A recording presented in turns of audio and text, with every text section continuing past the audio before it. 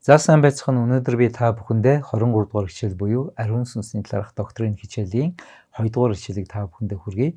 За ариун сүнсийг Есүс туслагч гэж хэлсэн. Тэгэхээр туслагч гэж хэлэхээр зарим хүмүүс 2 дугаар төвчний 2 дугаар зиндааны Есүс доор гэж бодож байгаа. Үгүй.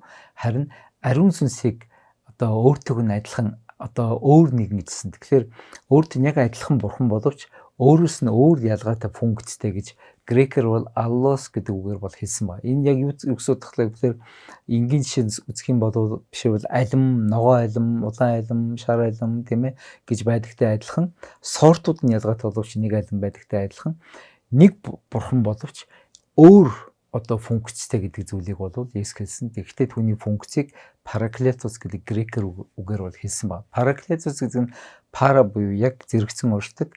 Тэгээд хүнтэй хамт ажилладаг нэгэн гэж бол хэлсэн. Тэгэхээр параклетос туслагч одоо юу хийдэг вэ гэдэг талаар би хэд хэдэн библийн ишлүүдийг та бүхэнд уншиж өгье. За Иохан 14:26 дээр туслагч буюу миний нэрээр эцгийн минь илгээх ариун сүнс та нарт бүгдийг заах бөгөөд та нарт хэлсэн бүгдийг минь сануулах болно гэж хэлсэн. За Иохан 15:26 дээр эцгээс гарах үнний сүнс болох туслагчийг би та нарт эцгээс илгээхэд тэр сүнс намайг гэрчлэн эзэлсэн. За Иохан 16:7 дээр гэхдээ би та нарт үннийг хэлж байна. Миний явах нь та нарт дээр би явахгүй бол туслагч та нар дээр ирэхгүй, харин би явбал түүнийг та нар дээр илгээнэ гэж хэлсэн. Иохан 16:13 дээр харин үнний сүнс болох тэр ирэхдээ та нарыг бүх үнэн рүү удирдна. Учир нь тэр өөрийн санаагаар биш, харин алив сонссон юмаа ярина. Ирэх зүйлийг тэр та нарт мэдүүлнэ гэж хэлсэн. Иохан 16:14 дугаар эшлэлдэр тэр намайг алдаршуулна. Яагаад гэвэл тэр минийхийг авч түүнийгээ та нарт мэдүүлнэ гэсэн. За эдгээрээс харах юм бол одоо ариун сүнс бид хэрхэн туслах вэ гэдэг талаар 6 зүйлийг би хэлж болно. Нэгдүгээрх нь ариун сүнс бидэнд бүгдийг заана.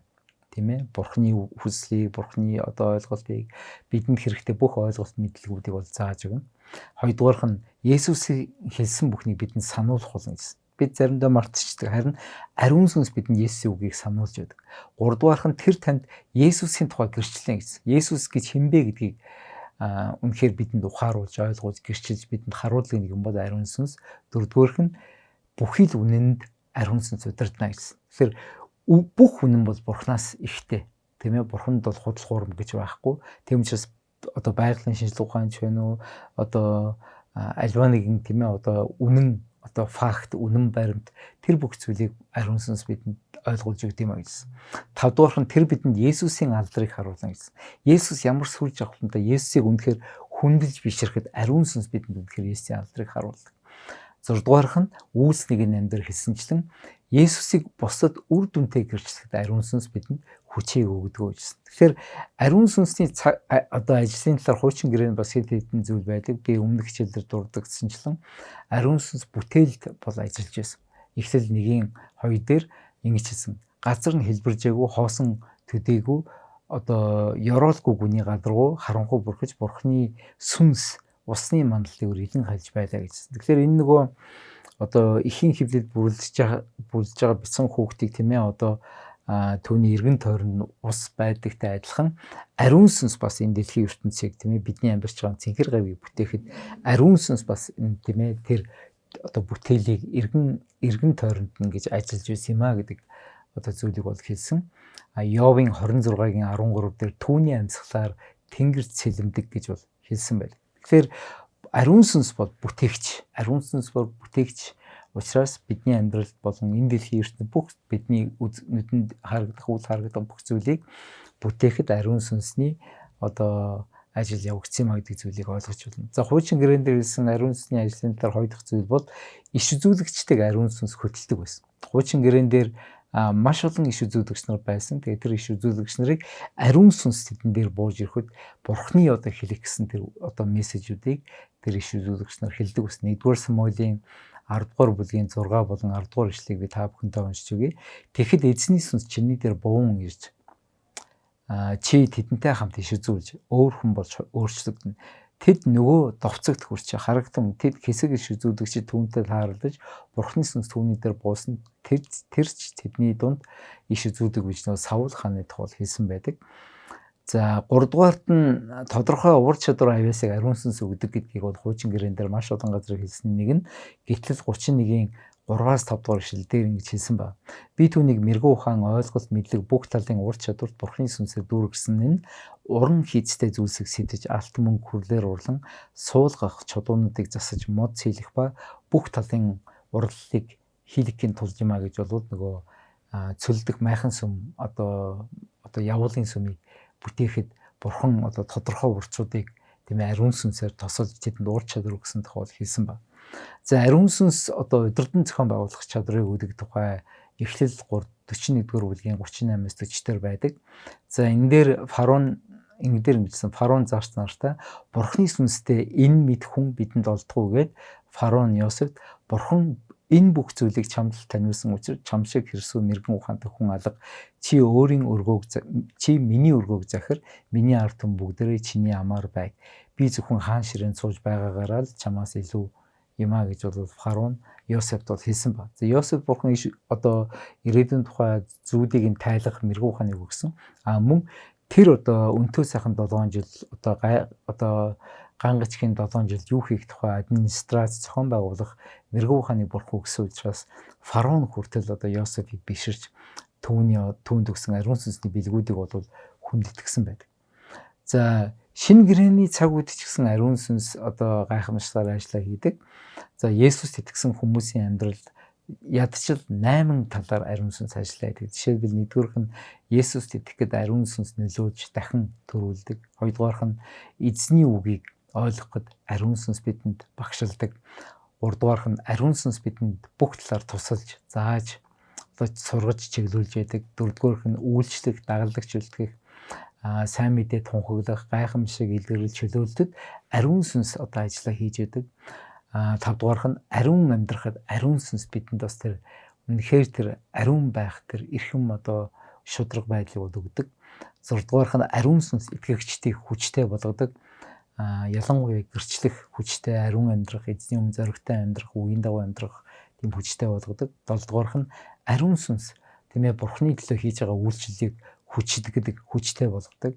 8-дугаарх нь ариун сүнс бидний Бурхны одоо хаанчлалын төлөө юу хийх вэ гэдэг тэр дуудлагыг өгч бэлтгэж бас ариун сүнс биднийг илгээж байдаг юм аа. За би хичээлийнхаа төгсгөл 5 зүйлийг анхааруулахыг хүсэж байна. За нэгдүгээрх нь ариун сүнс бол дарангуулагч биш гэдгийг ойлгох ёстой. Ариун сүнс хүнийг эзэмдээл хүн өөрийн ухаан мэдрэлгүй ариун сүнслээр хөтлүүлдэг юм биш. Харин ариун сүнс хүмүүс тийм ээ одоо тухайн зүйлийг хийх одоо ирмэлзлийг өгдөг. Одоо хүслийг өгдөг. Уриалгыг өгдөг. Тэгээд ариун сүнсний тэр дэмжлэгтэйг тэр хүмүүс одоо өөрийнхөө одоо чөлөө сонголтоороо тэр зүйлийг хийхгүйгээ шийддэг. Тэрнээс биш ариун сүнс тэр хүнийг эзэмдээл, ариун сүнс тэр хүнээр хийлгээл нөгөө хүн бас ариун сүнс нэр бариад ариун сүнс намайг эзэмдээл ийм яруулчлаа, ийм хийчлээ гэдэг зүйл байхгүй. Иш үзүүлэгчдийн иш үзүүлгэн хүртэл тэр иш үзүүлэгчд нь өөртөө захирагддаг юм а гэж бол Библиэр хэлсэн. Тэгэхээр ариун сүнс одоо бидэнд эрх чөлөө өгдөг. Ариун сүнс бидэнд бас амар тайвныг өгдөг. Тэгээд ариун сүнс бидний дарангуулахгүйгээр параклетос яг бидэнтэй хамт байгаад одоо бид хий гэвэл ариун сүнс хийн, бид зогсоод ариун сүнс бол ажиллаа зогсооно гэсэн. Тийм учраас ариун сүнс бол дарангуулагч биш гэдэг зүйлийг ойлгох хэрэгтэй. Хоёрдугаарх нь ариун сүнс хизээч одоо айдсаар дамжуулан ажилдаггүй. Ром 8:5 дээр дахин айдаст хүргэх боолжсон сүнсийг та нар хүлээн аваагүй. Харин үрчлэлийн сүнсийг авсан билээ. Түүгээр бид аава гэж Бурхныг дууддаг гэжсэн. Тэгэхээр ариун сүнс чамд ингэж хэлж гэнэ гэдэг таныг дарамтлаж ариун сүнс нэрийг барина. Одоо таныг одоо хүсээгүй зүйлийг хийлгэхийг оролдож ивэл энэ бод ариун сүнсний ажил биш. Яагаад гэвэл ариун сүнс хүний хүслийн эсрэг хязгаарч ажиллахгүй. Параклетос гэж хэлсэн шүү дээ. Тэрнээс хүнийг одоо чирэхгүй, хүнийг араас нь түлхэхгүй, харин хүнтэй хамт тийм ээ ариун сүнс ажил хийдэг юм а. Тийм учраас үнэхээр тэр ариун сүнсээс бодвол тэр айц биш, харин амар тайвнаар үнэхээр мэрэгүү ухаанаар одоо ариун сүнс хийдэг. Хэрвээ ариун сүнс нэрийг бариад таны одоо хүсээгүй зүйлийг хүчээр хийх гэвэл та зоригтойгоор бас даруухнаар үгүй би энийг ариун сүнс гэж бодохгүй байна гэж шууд та хэлэх зоригтой байх хэрэгтэй. За 3 дугаарх нь ариун сүнсээр удирдуулахыг хүсэж байгаа хүн бол үнэхээр Есүст итгэсэн байх хэрэгтэй. Одоо Үйлс 18 дугаар бүлгийн 24-өөс 14-өөс 25 дугаар ишлэлдэр нэгэн одоо бөө гардаг. За тэр бөө хүн Бурхны ариун сүнсээр одоо Бурхны одоо хүмүүс Петр, Иохан хоёр гайхамшигтайгаар бэлэг авьяасын тусламжлаар хүч чадлаар хүмүүсийг эдгээ чөлөөж хүмүүс ариун сүнсийг хүлээж авч байгааг тэрхүү Симон гэдэг одоо бөө бол хараад тэр хоёрт мөнгө өгч хагуулах явуулдаг. Тэгээд бид хоёрт мөнгө өгөөд надад эрх мэдлээсээ бас өгөөч гэж хэлсэн. Яг л тэр хүмүүсийн дээр гар тавигдсан уул ариун сүнс бууж иж байгааг хараад өөрөө бас итгэн болохыг хүссэн. Тэгээд 20 дугаар ишлэлээр одоо Петр юу гэсэн гэхээр Бурхны бэлгийг чи мөнгөөр авч болно гэж сансан тул мөнгө чинь чамтай хамт мөхөг. Бурхны өмнө зүрх чинь зөв биш учраас энэ үсэд чиний хэрэгч оролцооч байхгүй.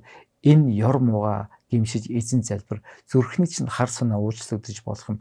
Учир нь хор шар зүү бусын хүлээсэнд байгааг чинь би харж байна гэж Симон хариуд нь саяны таны хэлсэн бүхэн надад бүү учраас гэж миний лөө та нар өөрсдөө эзэн залбирч өгөөч гэв. Тэд чин сэтгэлээс эзний үгийг гэрчилж тунгаглаад Иерусалимд буцсан бөгөөд мөн Самарын олон тосгонд сайн мэдээг тунгаглав гэсэн. Тэгэхээр ариун сүнсний хүчрхэг ажлыг хийхэд бол тэр хүн мөнгөөр хийж чадахгүй, эрдэм бидлэгээр хийж чадахгүй, харин ариун сүнсээр дахин төрсөн жинхэнэ итгэж байх ёстой мөрийг зүйлийг ойлгох ёстой. За дөрөв дэх анхаарал бол ариун сүнс бидний өмнөөс юу ч хийхгүй гэдэг зүйлийг ойлгох ёстой. Параклетос гэж хэлсэн чинь параклетос гэдэг нь бидэнтэй хамт ариун сүнс гин. Бид хөдлөх юм бол ариун сүнс хөдлөнө. Бид хөдлөхгүй зогсох юм бол ариун сүнс зогсно. Тэрнээс биш ариун сүнс бидний өмнөөс хамаг ажлыг хийгээл бид ингээл зүгээр сууж байгаад ариун сүнс тэрийг хийж өгөөч, ариун сүнс ингэж өгөөч гэдэг ингэнгүүт ариун сүнс бидний өмнөөс туслагч юм чинь ингээд гүүн гэж боддог үгүй. Туслагч гэдэг нь бид тийм ээ ариун сүнсний одоо ятгсан ятгалгын дагуу итгэлээр үйлдэх үед ариун сүнс бидэнд тусална. Хэрвээ бид итгэлээр үйлдэхгүй айгаад зогсчих юм бол ариун сүнс тусалж чадахгүй гэсэн. Тийм учраас бид үнэхээр эзний өмнө үнэхээр гайхамшигтай бөгөөд үнэхээр далаацтай гүн гүнзгий хүч чадалтай үйлчлэе гэж бодож байвал үнэхээр бид ариун сүнстэй хамт алхах ийм одоо амьдралыг сонгох ёстой юм.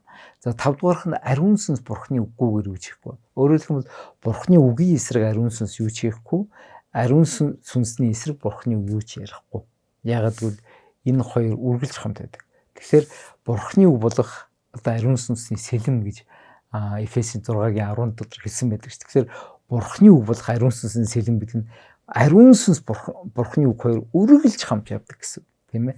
Ариун одоо Бурхны үгийн эсрэг ариун сүнсний үүс гэж байхгүй. Тийм ээ. Библиэлд байхгүй ариун сүнсний үүсийг хүмүүс хараад ариун сүнс юм хийж байна гэж хэлдэг. Нөгөөтэн Библиэлд батлагдаагүй.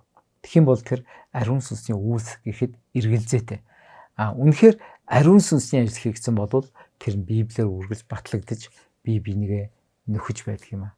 Тийм учраас үггүйгээр ариун сүнс ажиллахгүй, ариун сүнсгүйгээр үг ажиллахгүй гэдэг зүйлийг бид ойлгох ёстой.